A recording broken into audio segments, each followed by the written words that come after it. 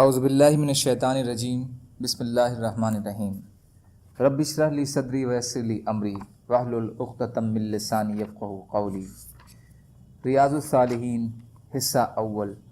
کھلے اور چھپے کاموں اور حالات میں نیک نیتی کا ہونا ضروری ہے۔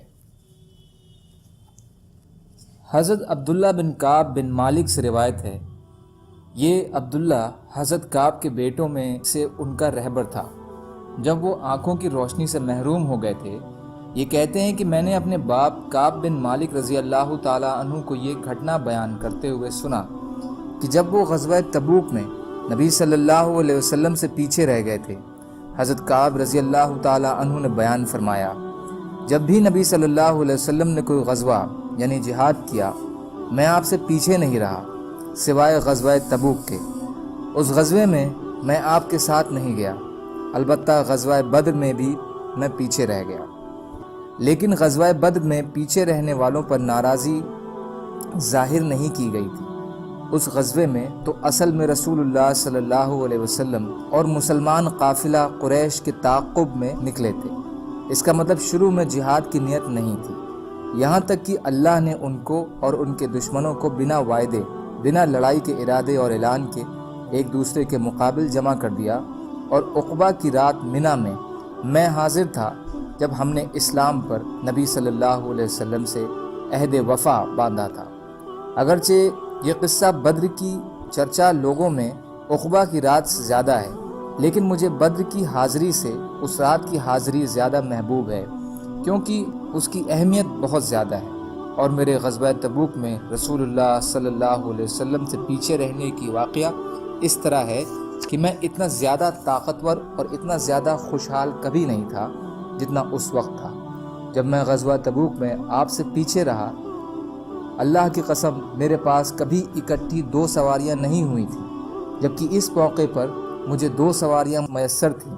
مطلب یہ کہ اسباب اور وسائل کے اعتبار سے میرے پیچھے رہنے کا کوئی اوچت نہیں تھا۔ اور رسول اللہ صلی اللہ علیہ وسلم جب بھی کسی غزوے کا ارادہ فرماتے تو آپ اس کے غیر کے ساتھ توریہ فرماتے۔ اس کا مطلب سفر کی اصل دشا چھوڑ کر عام طور پر دوسری دشا کا ذکر یا اسے اختیار فرماتے، تاکہ دشمن سے اصل حقیقت چھپی رہے۔ یہاں تک کہ غزوہ تبوک ہوا، رسول اللہ صلی اللہ علیہ وسلم جس وقت یہ غزوہ فرمایا، سخت گرمی کا موسم تھا، سفر بھی دور کا اور جنگل بیابانوں کا تھا، اور جس دشمن سے مقابلہ تھا وہ بھی بہت بڑی تعداد میں تھا۔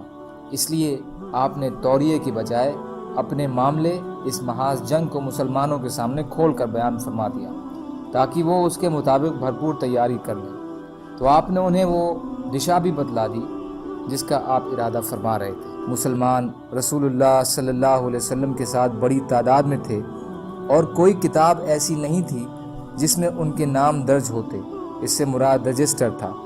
حضرت کعب رضی اللہ تعالیٰ عنہ فرماتے ہیں، اس لیے اگر کوئی انسان جنگ سے غیر حاضر رہتا تو یہی گمان کرتا کہ وہ رسول اللہ صلی اللہ علیہ وسلم سے چھپا رہے گا، اور وحی الہی کے بنا اس کی غیر حاضری آپ کے علم میں نہیں آئے گی۔ اور یہ غزوہ بھی رسول اللہ صلی اللہ علیہ وسلم نے اس وقت فرمایا جب پھل پک چکے تھے اور ان کا سایہ عمدہ اور خوشبودار تھا، اور میں انہی پھلوں اور سایوں کی طرف جھکاؤ رکھتا تھا۔ تو رسول اللہ صلی اللہ علیہ وسلم نے آپ کے ساتھ مسلمانوں نے تیاری کی، اور میرے حال یہ تھے کہ صبح کو آتا تاکہ آپ کے ساتھ تیاری کروں، لیکن بنا کوئی فیصلہ کیے لوٹ جاتا، اور اپنے دل میں کہتا کہ جب میں چاہوں گا جنگ میں شریک ہو جاؤں گا۔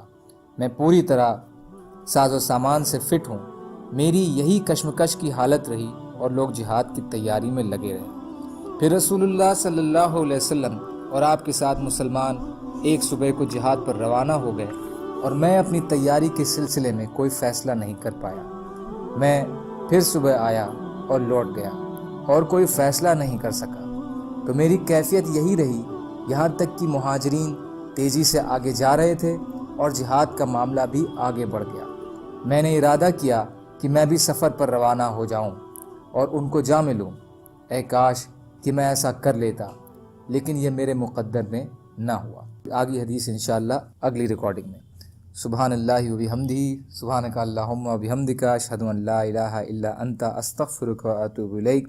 سبحان ربک رب العزت عما یصفون، وسلام علی المرسلین والحمد للہ رب العالمین برحمتک یا ارحم الراحمین لا الہ الا محمد رسول اللہ